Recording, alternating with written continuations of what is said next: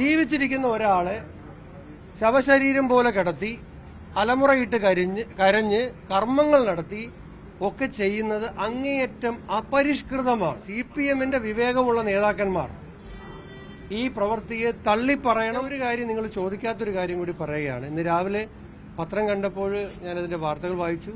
ഇന്നലെ ചില വിഷ്വൽസ് കണ്ടു. ഇവിടെ കാലടി സർവകലാശാലയിൽ വൈസ് ചാൻസലറെ പ്രതീകാത്മകമായി അവരുടെ ശവസംസ്കാരം നടത്തിയിരിക്കുകയാണ്. നമ്മളൊരു പ്രബുദ്ധ സമൂഹമാണ്. സമരം ചെയ്യാൻ എത്രയോ മാർഗങ്ങൾ നമുക്കുണ്ട്. ആരാണ് സമരം ചെയ്യുന്നതിനെതിരെ നിൽക്കുന്നത്? ഞങ്ങളെല്ലാം സമരത്തിൽ കൂടി വന്ന ആൾക്കാരാണ്. സമരം എല്ലാവർക്കും ചെയ്യാം. പക്ഷേ ജീവിച്ചിരിക്കുന്ന ഒരാളെ ശവശരീരം പോലെ കിടത്തി അലമുറയിട്ട് കരഞ്ഞ് കർമ്മങ്ങൾ നടത്തി ഒക്കെ ചെയ്യുന്നത് അങ്ങേയറ്റം അപരിഷ്കൃതമാണ്.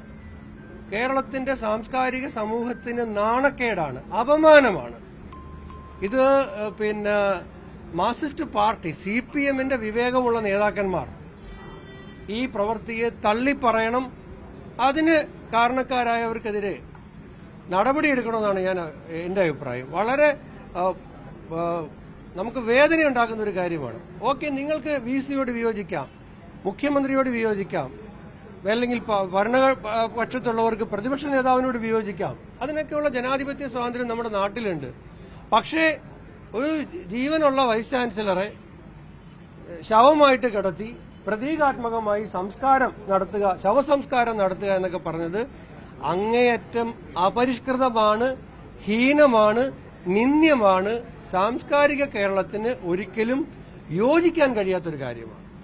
ഈ കഴിഞ്ഞ ഒരു മാസത്തോളമായി വിദ്യാർത്ഥികൾ കാലടി സർവകലാശാലയിൽ സമരത്തിലാണ്. അവർ ഈ വിഷയം അവരുടെ പല വിഷയങ്ങൾ ഉയർത്തുന്നുണ്ട്. അവിടെ തിരിഞ്ഞു നോക്കാൻ VC അങ്ങോട്ടേക്ക് വന്നിട്ട് പോലുമില്ല എന്നാണ് പറയുന്നത്.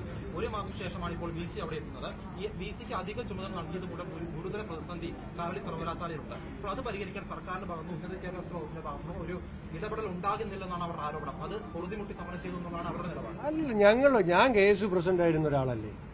1 മാസവും 2 മാസവും 6 മാസവും ഒക്കെ സമരം ചെയ്തിട്ടും ഗവൺമെന്റുകൾ തിരിഞ്ഞു നോക്കാത്ത എത്രയോ ഇഷ്യൂസ് ഉണ്ടായിട്ടുണ്ട്. തിരിഞ്ഞു നോക്കണം എന്നുള്ളതാണ് എന്റെ അഭിപ്രായം. താങ്കൾ പറഞ്ഞുകൊണ്ടാണ് യോജിക്കുന്നത്.